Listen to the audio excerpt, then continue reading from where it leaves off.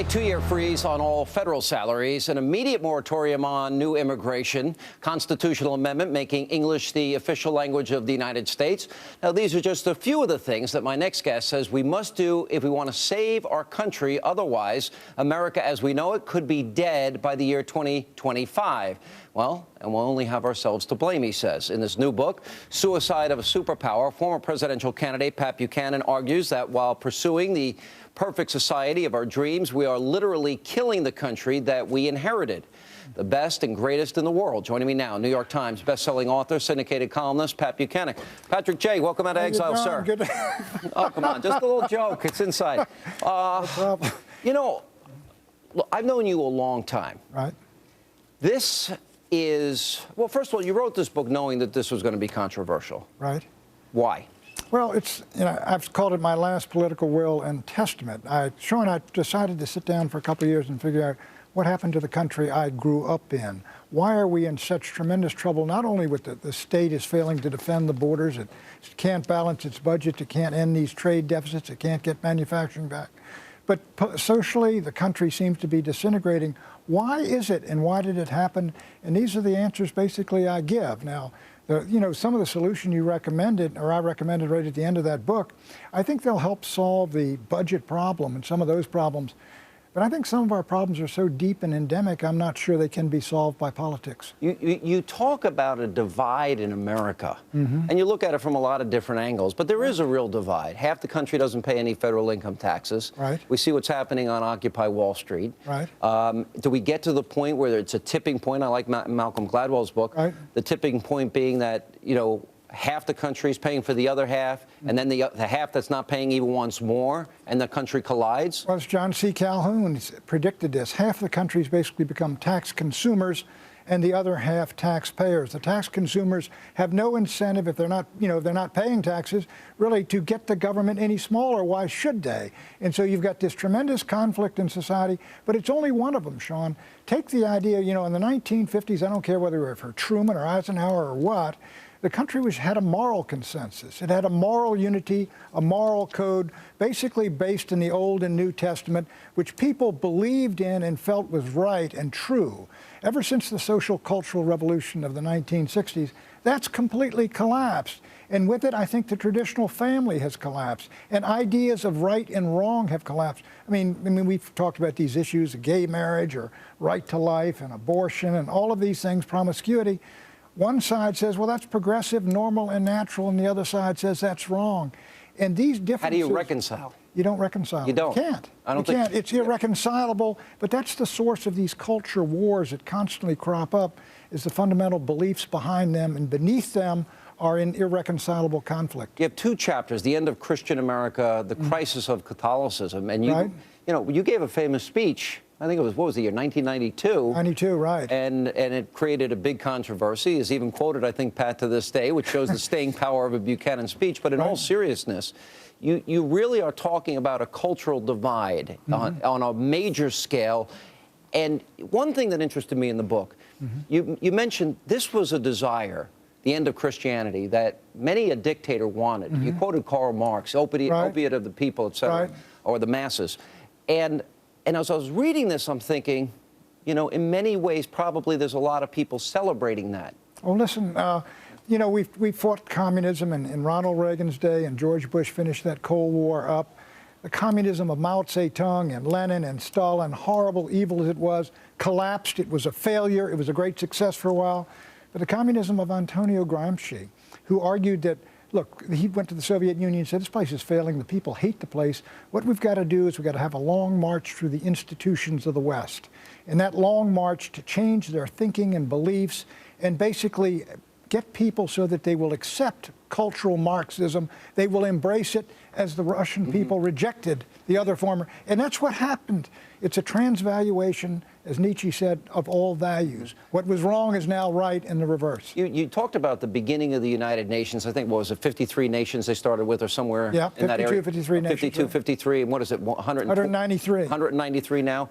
And you talk a lot about balkanization. Balkanization, when you look at the former Yugoslavia, the former Soviet Union, and how all these countries have broken up into a divide, I get the sense you're predicting a moral balkanization and a economic balkanization of America. Is that correct? I think is that's that a good right. analysis? That is an excellent analysis. Let me say also, I predict, and this is where you get into touchy, you got the chapter on the end of white America. When white America becomes a minority. Saving that for the next segment, Pat. You're ruining my mojo. All right, well, let's I mean, the balkanization, that's true. And as we talked today, I have a chapter in there of 18,000 words. It's called Ethno-Nationalism. It's the triumph of tribalism. And what it is Arthur Schlesinger and Pat Moynihan predicted at the end of the Cold War that the real conflicts coming up are going to be between peoples and tribes and races and cultures rather than ideologies like communism and capitalism. And I think they're right. All over the world, we see countries breaking down, breaking apart. Sudan just broke in half. Ethiopia broke in half. You see all the troubles in Kenya. You see in Iraq, it's Sunni versus Shia, Kurd versus Arab, Muslim versus Christian, the anti-Christian pandemic, the pogroms in the Middle East and everything. That's frightening. It is frightening, but this is what's happening to the world. It is all breaking down. Even in Europe, it's more peaceful. Scotland wants out. Catalonia wants out of Spain. Padania, northern Italy, wants out of Italy. Cyprus is split in half. You take the Kurds want out of Turkey. These are the battles, I think, of the future, and this is the future of mankind. That's what makes me so concerned in the next segment about what's happening in our own country. Well, what I will predict will probably be the most controversial. Right. And you had to know this going in. Right. You have a chapter called The End of White America. Right. White Americans are an endangered species, you write. Right. We'll get to that more with Pat Buchanan. His new book, Suicide of a Superpower, Will America Survive to 2025? Also, Sean. As we continue on Hannity, and we continue with Patrick J. Buchanan, New York Times bestselling author, former presidential candidate. His new book is called Suicide of a Superpower, Will America Survive to the year 2025? All right. When you write a chapter in a book called The End of White America, right, and you write in that chapter, white America is an endangered species, and then you talk about the white population will begin to shrink with present birth rates, slowly disappear. You talk about Mexico moving north, et cetera, et cetera. You know what's coming next. Well, it's what comes before. That's true. And But I want you to explain it in your words, because I think people will interpret it, Pat, is that, so white America is going, so that means the end of America? Are you saying that minorities are bad for the country? No, not at all. No, not at all. But the title is taken from the title of an article, a cover article in Atlantic magazine, exactly, The End of White America. What does it mean? And the fellow wrote it about what does it mean for the culture? And so I looked at it from what does it mean for the United States of America when white Americans in 2041 become a minority in the country along with Asian American minority, African Americans, and Hispanic Americans. And you try to visualize what's going to happen. And America's going to look very much like California right now. And what does that mean? California is bankrupt. Its bond rating is the lowest of any place. Los Angeles, half the people there don't speak English in their own homes, 5 million people. And you've got all the problems of crimes. You've got a black-brown war among the underclass, as one sheriff described it, in the prisons and in the gangs. And people are leaving California. And it's the old tax consumers are coming in. Now, these are not bad or evil people, even the ones who are legal. They're coming to work, many of them. They're coming for a better life. But the truth is, they are bankrupting the state of California because of that divide you mentioned between taxpayers and tax consumers. And what happens when all of America is like that, when every American city is like L.A.? Who said, David, what's his name for the New York Times?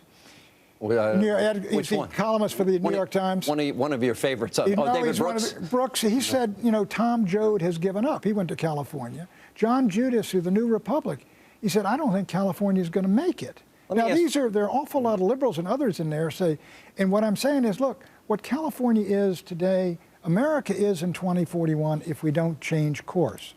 Really the two chapters together, The End of White America, Demographic Winter, which you talk about people of European descent are not only in a relative but a real decline. They're aging, dying, disappearing, and you say this is a big crisis for the West. Here's my question. We do break down, now people forget this, we break down demographically every poll. We break down every election demographically, how African Americans vote, white Americans vote. So this is common. I guess the issue or the argument that you're making, though, is what? That the value system is different? Because 90% of African Americans traditionally, historically vote Democratic. Ever since '64, correct. And the Hispanic vote goes what demographically? It goes 60 to 70. The Hispanics go 60 to 70% Democratic. Asian Americans, which is a bit of a surprise, 60 to 70%. African Americans, 90 to 100 or 90 to 95%. That's what Barack Obama got. What I'm saying is, if that is half of the country, Republicans will never win another election. And I mentioned California for this reason. Demographically, what California is will tell you also what California is politically. The Republican Party, Nixon and Reagan won California 9 times. Nixon lost it once. Republican can't win California today. It's not because the people are evil, but they are democratic. They depend on government, they believe in government, and they vote for the party of government. And when Texas goes the same way, and whites are a minority in Texas, when it becomes predominantly, overwhelmingly Hispanic, it is going to become predominantly Democratic. What do you then say to people? That's the end of the Republican Party. Well, what do you say to those people that say, there's Pat Buchanan, he's you know, no, what do you say to them? They say, why don't you break it down along belief system rather than racial lines? Well, I agree. I mean, I'll tell you why many African Americans vote Democratic is because, you know, the federal government ended slavery. It ended segregation. It supported civil rights. Never gets credit for affirmative action. But the feds did that, and they tend to believe in the federal government as a good, powerful, positive institution. It's on our side. And Hannity and Buchanan and these guys are constantly knocking it. Mm-hmm. And that's why we're against them. So that's an understandable position. But what I'm saying is, it is a realistic statement to say that that's going to be the future as well. Right. Because I look at the value system of many of my friends from all backgrounds, diverse backgrounds, and they think as I do. And let me make one quick point on that. Go ahead. 70% of African Americans in California voted for Proposition 8 to outlaw gay marriage. 5% voted for John McCain.